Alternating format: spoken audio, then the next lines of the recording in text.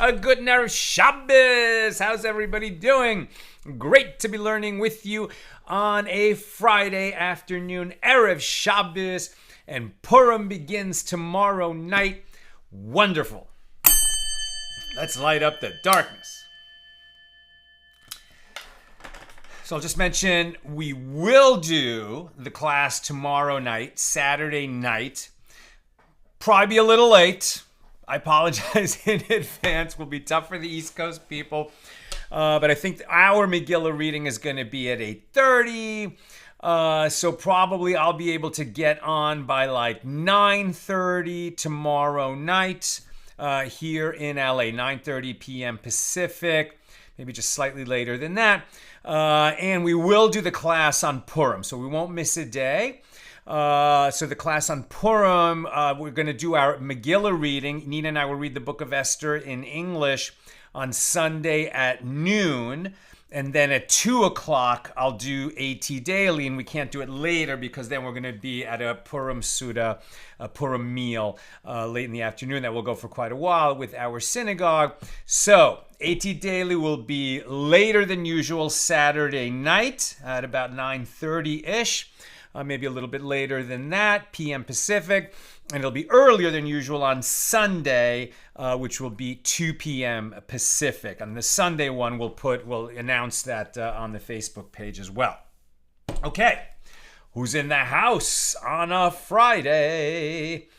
Lucy in Minnesota, Belle in Florida, Gordo in Scotland. Always good to see you here, Gordo. Bill in mid-Missouri, who's giving great thanks to God. Out of the blue, got a new gig, a new job. Wonderful, Bill. May you enjoy it in good health, and may it be wonderful for you. Yehudit in South Carolina, wishing everybody a restful and rejuvenating Shabbos. Today is my Hebrew birthday, and would like to give a blessing. May Hashem show you kindness and grant you peace and health. May all the hostages return speedily, and may all Israel heal and strengthen. Amen. What a beautiful bracha. Yehudit. Amen, amen, amen. Thank you, and happy birthday. Renee is saying Shabbat Shalom. Joe in the Inland Empire. Guy in Ohio. Belle in Texas. Shandora in the Bronx, Carolyn in Oklahoma. Welcome, welcome, welcome. Over there on the YouTube side, Ella, wishing everyone Shabbat Shalom. Marjorie in Georgia, Atlanta, Georgia, not Georgia, the country. And I think just before I went live today, I read there was some kind of terrible incident in Russia. There was some kind of an attack with multiple fatalities. Our hearts go out to the families of the victims and those who are injured. May they enjoy a complete and speedy recovery. Our daf today is page 23 here in Tractate Bava Metzia, the 22nd volume of the Talmud. We're working our way through chapter 2, Mishnah number 1, general laws of lost and found objects, and specifically the question, when can somebody who finds a lost object know or assume that the person who lost it has despaired of recovering it? We're not going to be able to identify who lost it. You know, and so some of the nuances of this: did the lost object have any distinguishing marks? Was it lost in the kind of location where the location itself can act as the identifying mark? If you can tell me where you lost this lost object, I'll give it back to you. If you can tell me, if it was tied with a string with a particular knot, if you can identify the kind of knot, then you can show that it was your lost object and we'll give it back to you. But if it lacks distinguishing marks, if it was lost in a place where it's likely to get trampled, and so it's just obvious that whoever lost that would have despaired, in other words, would have given up on ever recovering the lost object, so then the finder can keep it, right? But if we have no reason to believe that the person who lost it would have given up on the idea of recovering the lost object, so then it's not an ownerless object, and the one who finds it has to go to some effort to try to find the person who lost it, right? By proclaiming, I have found a bundle of radishes, or a sheaf of radishes, or I have found, some coins, I have found some loaves of bread. And if it's one of these situations where the owner is going to be able to provide identifying information so that he can make a valid claim, yes, that was mine, I lost it, then we go through this process and try to make sure that the owner gets it back. But in other cases, we don't, and that's what we're talking about. So we pick this up on page 23a. The Gemara suggests, come in here, a Mishnah, a proof from a Mishnah, right? Where we're talking about whether distinguishing marks on an object that was dropped in a public area where it's likely to be trampled. So then, even though it had a distinguishing mark, nevertheless, it was dropped in a place, in a time, in a situation where, like a bundle of radishes.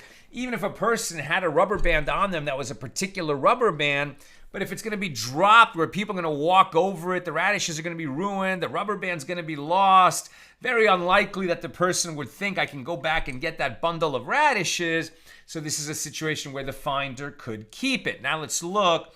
So one of the questions is, if a distinguishing mark was on an object that was dropped in a place where it is likely to be trampled and the distinguishing mark is lost, so do we treat that as a lost object with a distinguishing mark, or do we say, since it was so likely to be trampled and the distinguishing mark eviscerated, that we don't treat it like an object that had a distinguishing mark? Right?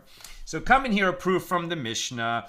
If our Mishnah, Mishnah number 1 here in chapter 2, if one found baker's loaves, these belong to him, meaning the finder. And the Gemara infers, but if one finds loaves of a homeowner, he is obligated to proclaim his find. And what is the reason? When one finds loaves of a homeowner, he is obligated to proclaim his find because there is a distinguishing mark on the loaves, as each person shapes his loaves in a unique manner, right? Homemade loaves look like homemade loaves. The loaves of a baker are uniform. They all look the same, and who can tell whose they were?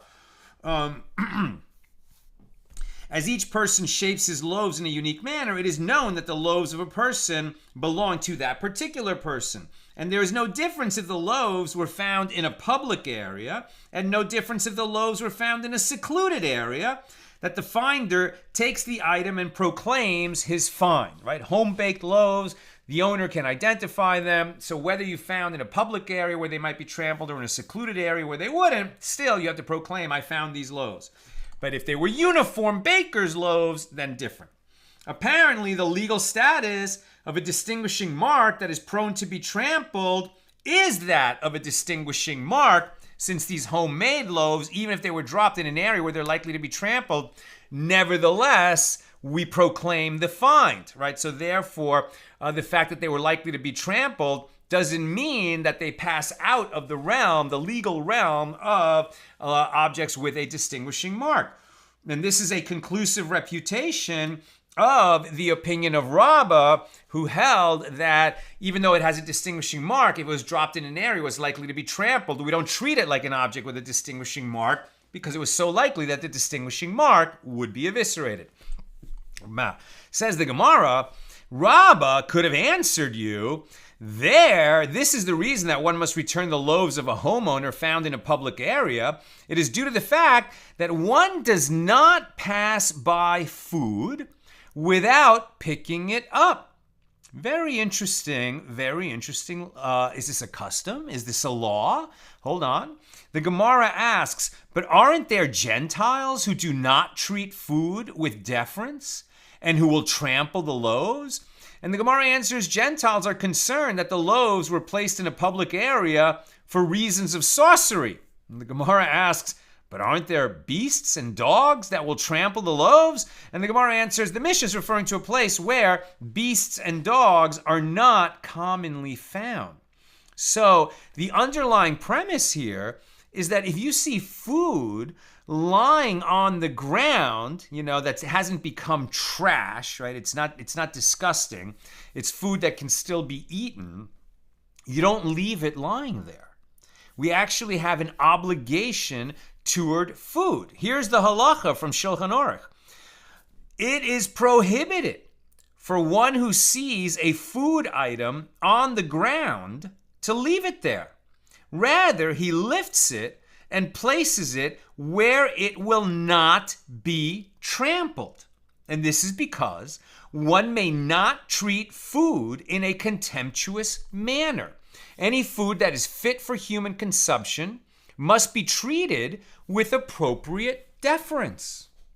Now, that doesn't mean that you eat everything that you find, but you have to treat it with deference because it was fit to feed a human. Don't leave it lying on the ground. Put it on the bench. Maybe someone will come along who's hungry and then he could eat it. Maybe there's some food that's left on your plate, right? Now, you're not going to go take some food off your plate and offer it, to a homeless person. Maybe that's not convenient. Maybe that doesn't make sense. It's not possible. But actually, even when you dispose of it and you throw it in the garbage, you are supposed to do it in a non-contemptuous manner, in a respectful manner to the food. Now, some say that with bread, this is actually even elevated higher, and it is better not to throw away bread that's left over on your table after your meal. It would be better if you could do something with the bread. Maybe if you could feed it, to animals and let them enjoy it. Ideal if you could give it to, somebody who needs it. But if you have to throw it away, you're actually supposed to put that in some kind of a respectful, like if you have a leftover baggie, you put the bread in that and put that in the trash, right? Because remember, it's bread that makes a meal, so bread gets even elevated concern. But here we're learning that even with any kind of food fit for human consumption, you may not treat it in a contemptuous manner. So we put on our Talmudic, thinking orientation, right? Kal v'chomer, if we're not permitted to treat food, which is not a sentient being, and nevertheless we are not permitted to treat it in a contemptuous manner, how much more so should we never treat a human being in a contemptuous manner? We may disagree with people, we may dislike people, we may not want to bring people over to our homes as a guest, and that's fine. But we should never treat another human being with contempt. Considering that we don't even treat food with contempt, how much more so should we be careful not to treat a person that way? Now, the Gemara suggests, let us say that this dispute between Rabba and Rava is parallel to a dispute between Tanaim, the rabbis of the Mishnah. Rabbi Yehuda says, if one finds any lost item in which there is an alteration, he is obligated to proclaim his find. And how so? If he found a round cake of pressed figs with an earthenware shard inside it, or a loaf of bread with coins inside it, he must proclaim his find. And one may conclude by inference that the first Tan of the Mishnah holds that even in that case, those items belong to him. Right? So this is what are they arguing about? So this idea that, remember, if it has a distinguishing mark, the finder can't keep it. He has to proclaim what he found and make an effort to locate the owner and get it back to him. Right, so a shard in a round cake of pressed figs, or a coin baked into a loaf, that's a distinguishing mark. You can find the person who, treated the food in that way and left his mark on it.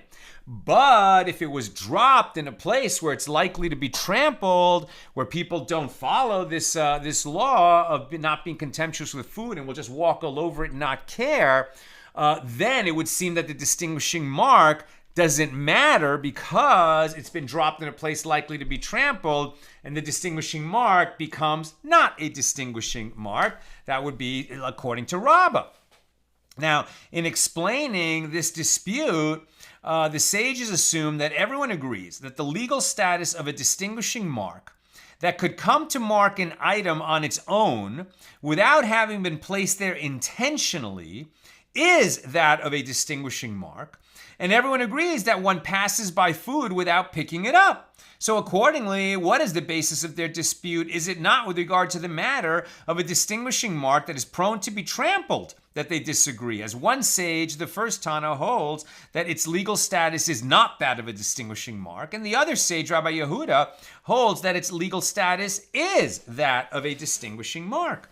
So Rav Zevid said in the name of Rava, if it enters your mind that the first Tana holds that the legal status of a distinguishing mark that is prone to be trampled is not that of a distinguishing mark, and that one passes by food without picking it up, then in the case of loaves of a homeowner that were found in a public area where the loaves would be trampled and their distinguishing mark destroyed, why does he proclaim his fine? You would think that, well, once it's dropped in a place where it's likely to be trampled, even if it has a distinguishing mark, we say that its distinguishing mark is no longer treated like a distinguishing mark. So therefore, if loaves of bread, even homeowners' loaves, right, a person's particular loaves that are not baked by a baker, so they're not uniform, but it was dropped in an area where it was likely to be trampled, then why would you proclaim the fine? Seems to be a case where finders keepers, because the guy who dropped the loaves would expect that he's never going to get them back since they were dropped in a place where they're likely to be trampled and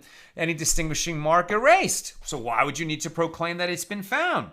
And rather, Rav Zevid said in the name of Rava that everyone holds that the legal status of a distinguishing mark that is prone to be trampled is nevertheless a distinguishing mark. It doesn't matter that it's likely to be trampled there. If it's a distinguishing mark, it's a distinguishing mark.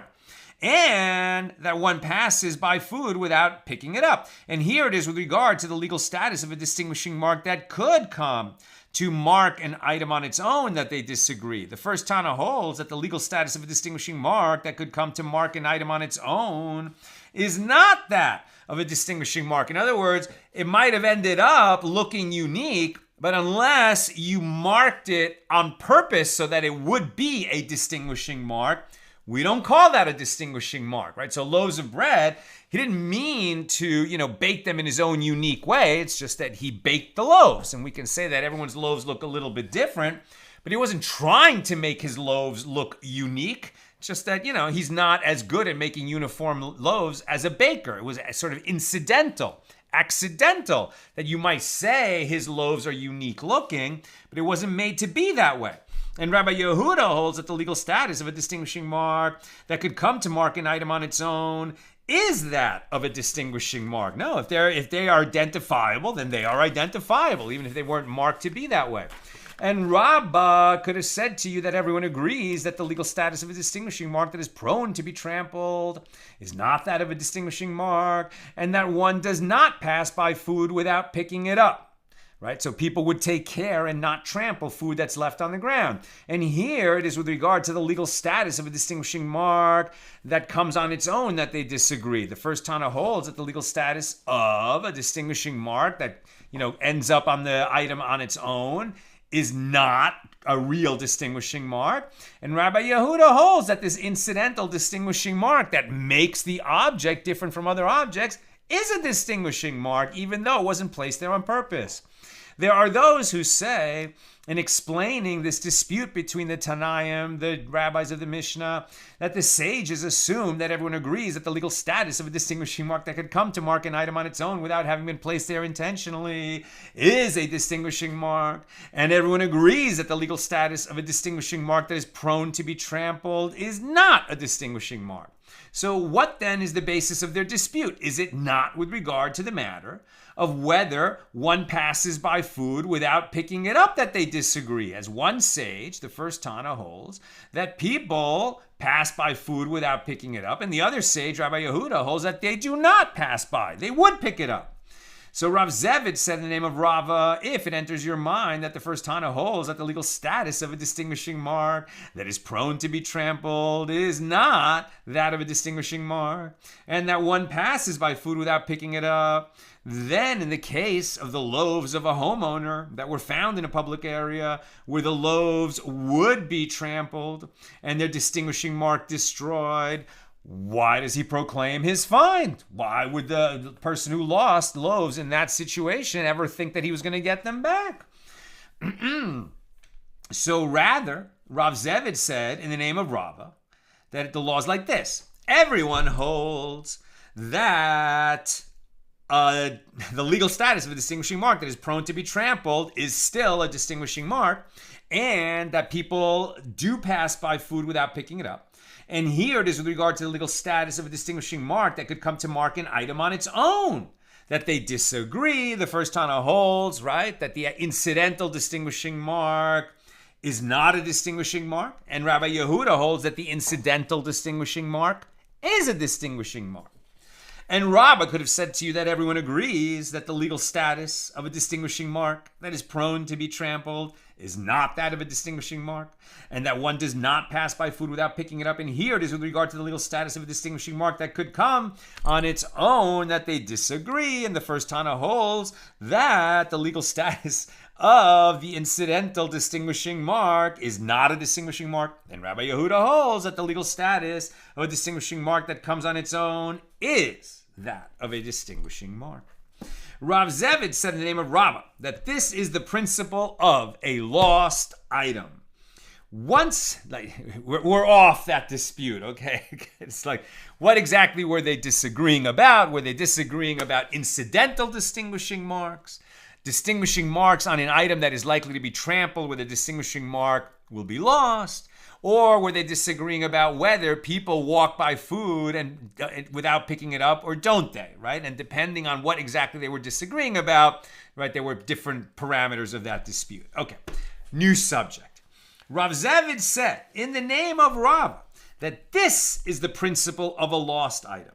Once the owner of the lost item says, "Woe is me for the monetary loss," so this indicates that he has despaired of recovering it, meaning he has rendered it ownerless, and now whoever finds it can keep it. And Rav Zevid said in the name of Rav, the law is that if one finds bundles of grain in a public area, those bundles belong to him, to the finder. If he finds the bundles in a secluded area, in a manner indicated that they had fallen, so those bundles belong to him. But if he finds the bundles in a manner indicating that they had been placed there, then the finder takes them and proclaims his find. He's seeking the owner. And both this ruling and that ruling are in a case of an item in which there is no distinguishing mark.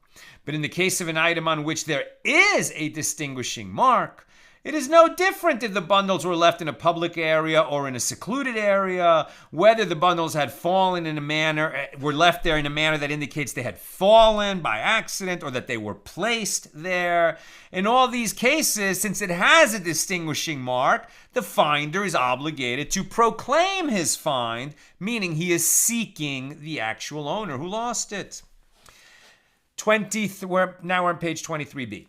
The Mishnah teaches that strings of fish are among the list of found items that one may keep, right? Meaning these are interchangeable strings of fish. They all look alike. Everybody's strings of fish look alike, so there's nothing distinct about them. So the Gemara asks, why not let the knot with which the fish are tied serve as a distinguishing mark? And the Gemara answers, the Mishnah is referring to the fisherman's knot with which everyone ties his fish, which is not distinctive. So the Gemara asks, but why not let the number of fish that are tied on the string serve as a distinguishing mark? And the Gemara answers, the Mishnah is referring to a number of fish that is equal to that on all strings of fish in that area. It was a fungible item, right? It's not a distinct item, because in that area there are many people who bring home, fish on a string, and everybody's strings look the same, so you can't know whose it was. The sages raised a dilemma before Rav Sheshes. In items that have no other distinguishing mark, is their number a distinguishing mark or is it not? Rav Sheshes said to them, you learned this in a Baraisa. If one found silver vessels, copper vessels, fragments of lead, and any metal vessels, that person who found them shall not return the item to its owner until the owner provides a distinguishing sign, or until the owner accurately provides its weight. And from the fact that weight serves as a distinguishing mark, measure and number also serve as a distinguishing mark. Now, the Mishnah teaches that cuts of meat are among the list of found items that one may keep. So the Gemara asks, why not let the weight of the cut serve as a distinguishing mark? And the Gemara answers, the Mishnah is referring to a weight that is equal, i.e. all cuts of meat in that particular area are that weight. So there's nothing distinct about that size or cut or weight. So the Gemara asks, but why not let the cut of meat itself serve as a distinguishing mark, as it came, for example, either from the neck or from the thigh of the animal? Isn't it Torah b'Oraisa, if one found cuts of fish or a fish that was bitten, he is obligated to proclaim his find. And if he found barrels of wine or of oil or of grain or of dried figs or of olives, these belong to him. So apparently the distinguishing mark in the cuts of fish is the part of the fish from which they were cut. So the Gemara answers, with what are we dealing here in the Baraisa? It is a case where there is a distinguishing mark in the shape of the cut, as in that case of Rabba bar Rav Huna, who would cut the meat with 3 corners, forming a triangle. And the distinguishing mark is not the part of the fish from where it had been cut, but rather the shape of the cut. So the language of the Baraisa is also precise, as the case of cuts of fish is taught juxtaposed to and similar to a fish that was bitten, in which case the bite is a distinguishing mark. So the Gemara concludes, learn from it that it is the shape of the cut that can serve as its distinguishing mark and not the place in the animal from which it was taken. The master said in the Baraisa, if one found barrels of wine or of oil or of grain or of dried figs or of olives, these belong to him. You would think a barrel, first of all, that seems pretty significant, a barrel of oil, a barrel of wine. But I think what they're indicating, first of all, these are smaller barrels than the word barrel conjures in our mind. And second, they were very standardized, right? So there's no distinguishing mark. That's what we're really talking about. But didn't we learn in a MIshna on page 25a with regard to jugs of wine or jugs of oil? If one finds any of these, he is obligated to proclaim what he found and seek the owner. Rabbi Zera said that Rav said the MIshna is referring to a case of sealed jugs. Each person seals his jugs and barrels in a unique manner. Therefore, the seal constitutes the distinguishing mark. But an unsealed barrel or jug is too standardized, no distinguishing mark. So the Gemara asks, one may conclude by inference that the Baraisa is referring to a case of open barrels. And if it is referring to a case of open barrels, it is a deliberate loss. Since the wine in open barrels will spoil, it is obvious that one need not return it to the owner. They must have set it outside so that whoever wants to can take it. Rav Hoshaya says the Baraisa is referring to a case where one covers the barrel with the lid but does not seal it. So Abaye said you can even say that both this MIshna and that Baraisa are referring to jugs and barrels that are sealed. And still it is not difficult. Here in the MIshna where one is required to return the jugs, it is referring to a case where one found the jugs in front of the storehouses of wine. It is a case where one found the jugs before the storehouses of wine were opened. At that point, the distinguishing mark of the seal proves that the jug belongs to its owner. There in the Baraisa where one is not required to return the barrels, it is referring to a case where one found the barrels after the storehouses of wine were opened. Since the storekeepers sold their barrels to the public, the seal would no longer serve as an indicator of the identity of the owner. And this is just as in that case where Rav Yaakov bar Abba found a barrel of wine after the storehouses were open, and he came before Abaye to ascertain what he should do with the barrel, and Abaye said to him, you can keep the barrel for yourself. There's no way to find the owner. Rav Bava raised a dilemma before Rav Nachman. Is the location where the lost item was found a distinguishing mark, or is it not? Rav Nachman said to him that you learned it in a Baraisa. If one found barrels of wine or of oil or of grain or dried figs or of olives, these belong to him. And if it enters your mind that location is a distinguishing mark, then in all these cases, let the finder proclaim what he found and have the location serve as the distinguishing mark. I found a barrel of wine. If it was yours, step forward and tell me where you lost it, and you can claim it. Rav Zevit said, with what are we dealing here? We're dealing with a case of a barrel that was found on the bank of the river. Since it is the place where ships dock and merchandise belonging to many people is loaded and unloaded, the bank of a river cannot serve as a distinguishing mark. But if you found it in a secluded place where it'd be unusual for that barrel or that bag of grain to be there, then you could use the location as the distinguishing mark, and you'd have to proclaim your find and try to find the owner. Rab Mari said, what is the reason that the sages said that in the case of a lost item, the location of the bank of a river is not a distinguishing mark? It is because we say to one seeking to reclaim his item by providing its location on the bank of the river, well, just as it happened to you, that you lost an item there, it also happened that another person lost an item there.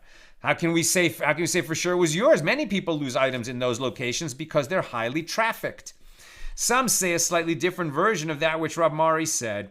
What is the reason that the sages said that the location is not a distinguishing mark? It is because we say to one seeking to reclaim his item by providing its location, just as it happened that you placed an item in that place, it also happened that another person placed an item in that place.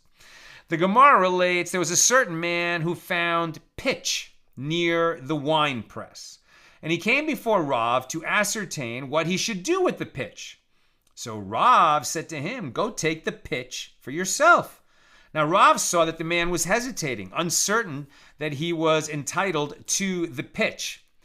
Pitch, by the way, somebody can help me out here, but I'm pretty sure it refers to like a kind of tar, right? That is very useful for like sealing a hole.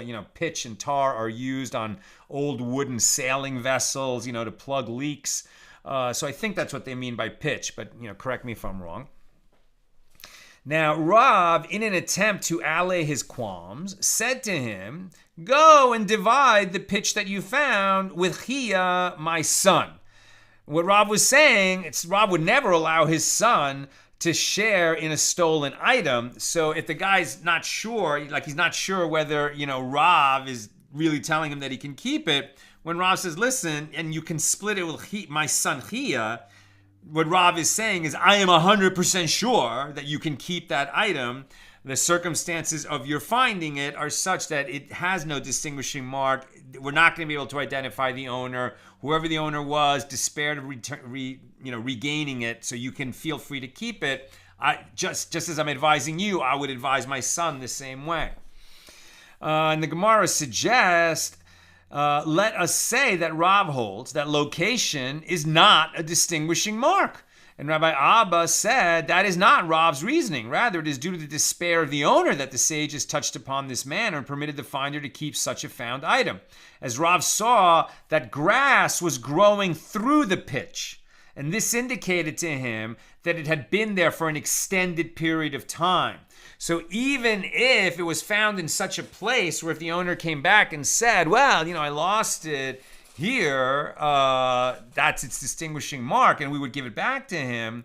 In this case, it had obviously been abandoned for a long time, and therefore, you can feel confident that the owner despaired of recovering it. It was rendered ownerless, and you can keep it if you find it.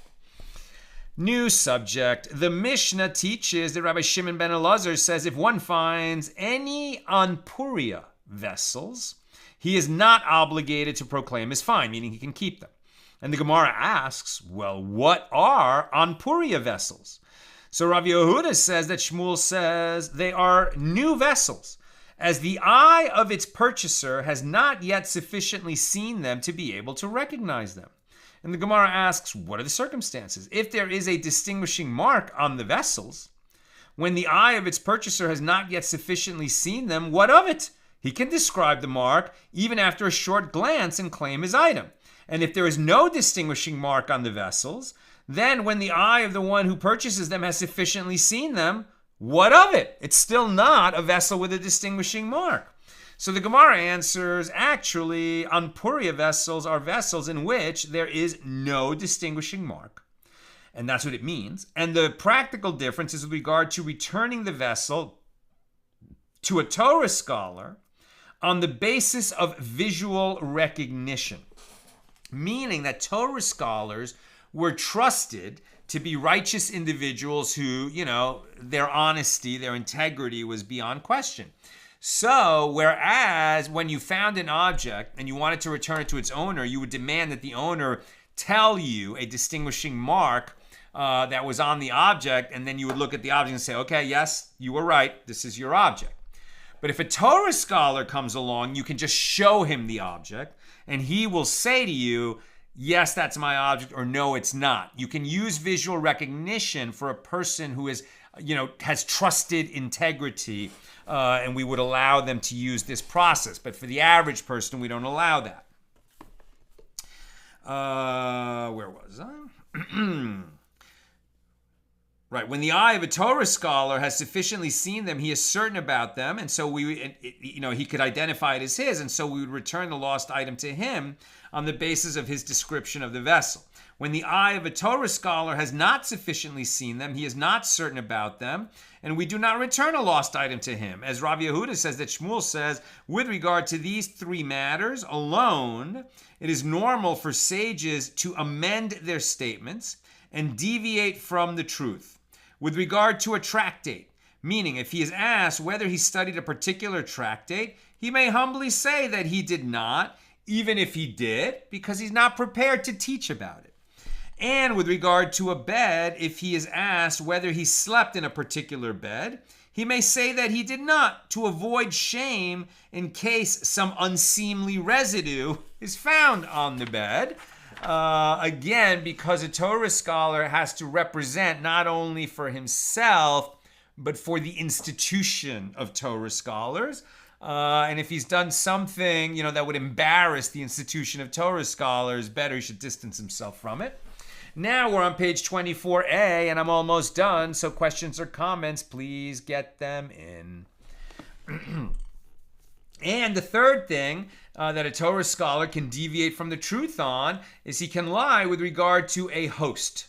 As one may say that he was not well received by a certain host to prevent everyone from taking advantage of that host's hospitality.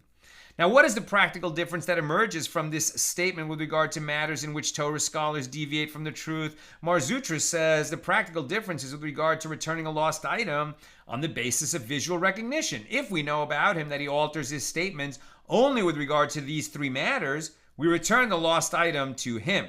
But if he alters statements with regard to other matters, then we do not return the lost item to him.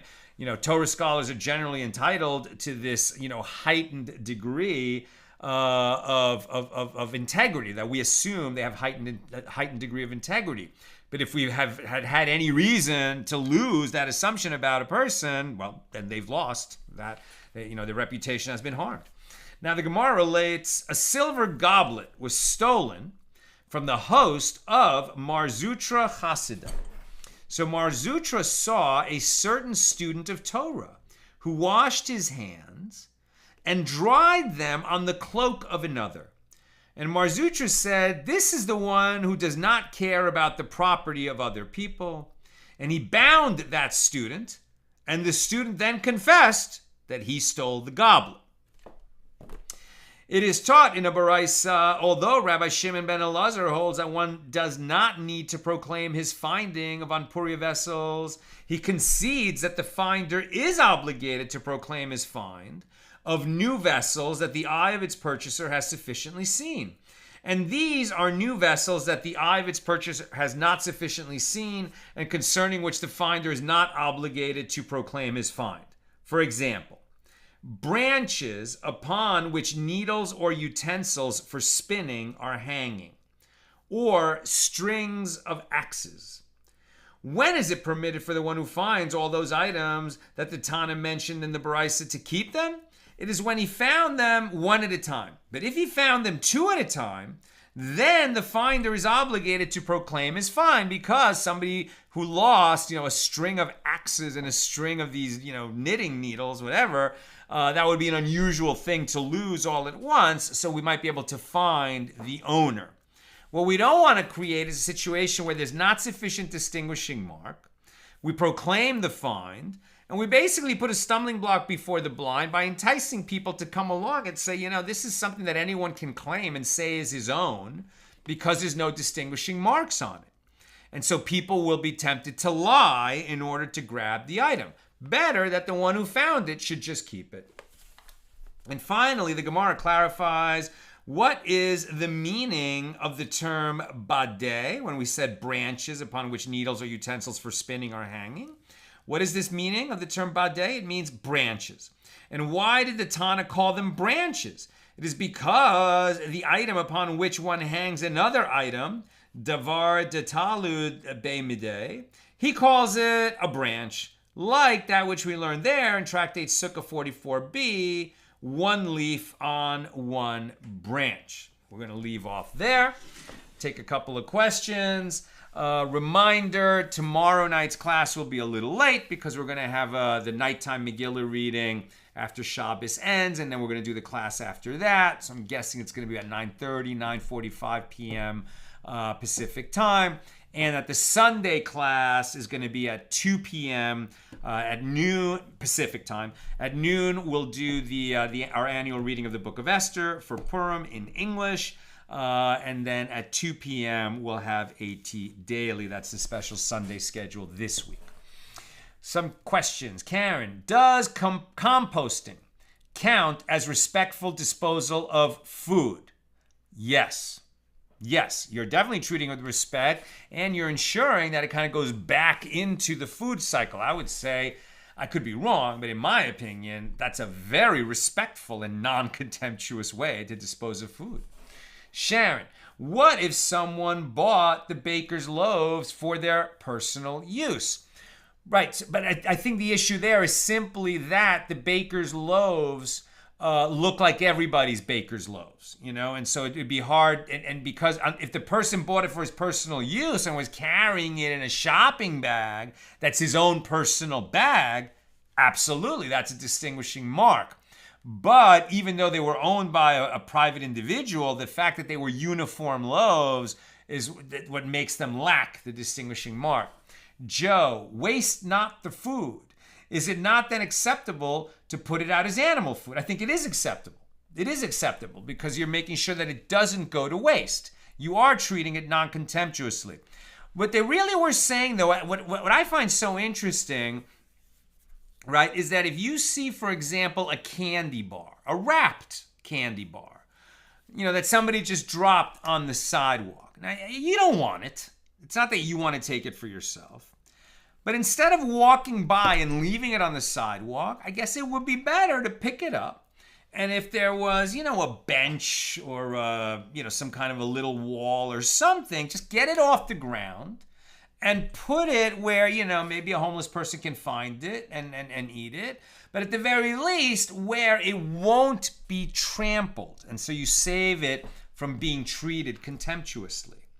And Bill, yep, pitch is cooked pine tar, and it was standard issue on everything from a dinghy to a ship of the line during the days of wooden ships. I remembered that. I quite enjoy during the New York Times app, Spelling Bee. I don't know if everybody else plays that game, where there's 7 letters. One of them is in the middle, so that letter has to be in every word, and you see how many words you can make out of that combination. And what's interesting is what the New York Times accepts as a word and what it doesn't. Its vocabulary list can sometimes seem pretty arbitrary. So I think it was yesterday, the day before, I learned a new word, fanfic, F-A-N-F-I-C, like fan fiction. So I didn't know fanfic is a word. But luff, L-U-F-F, not a word. Anybody who's read the Aubrey Maturin novels about, the days of sailing ships, British Navy in the days of the Napoleonic Wars, luff, that's a term that comes up quite often in sailing. I don't know what the New York Times is thinking, saying that luff is not a word. I was irked that luff is not a word. Sharon, Ray, regarding bread being treated as special, on Shabbos we cover the challah, so it is not shamed by being blessed after the wine. Just so, right? If you ever, for people who don't go to Shabbos dinners, or haven't been yet. So exactly what Sharon is describing is we first sanctify, the meal and that we've entered into Shabbos by making Kiddush over the wine. But bread is what makes a meal a meal. So when we have bread with a meal, we always make a blessing over the bread first, and that's what allows us to eat and drink the rest of the meal. But when we're having Kiddush by Friday night dinner, we're going to say the Kiddush first. So we're going to bless the wine before the bread. And this is seemingly a little bit disrespectful to the bread. And so that the bread will feel honored and not have its feelings hurt, we cover the bread while we're blessing the wine. So again, the same Kal V'chomer. If we're going to be so respectful of bread, how much more so do we need to be respectful of our fellow human beings? And Sharon adds, pitch is used inside something being set afloat. Think the basket, the teva of Moses, right? That his mother, when Moses, the Pharaoh said all the Jewish boys have to be drowned in the Nile River. His mother saved Moses by placing him in what? In a teva, in this basket that would float down the Nile, and Pharaoh's daughter ended up, taking the baby out of the basket. Why did the basket float? Even though there was a baby in it, because she lined the basket with pitch, right, to make it river-worthy, as it were. And likewise, the teva, the ark, much larger teva, Noah's ark, right? He built it with wood and lined it with pitch, again, so that it would be, seaworthy, or let's say flood-worthy. That's what I've got for us today. And with God's help, we'll be together again tomorrow night, a little bit later than usual for Saturday night, after we've had the evening Megillah reading, because Purim will have begun at that time. May we all be blessed with a beautiful, uplifting Shabbos, good Shabbos, my holy sisters and brothers, and may it roll right into Purim and be a beautiful, joy-filled Purim. All the best.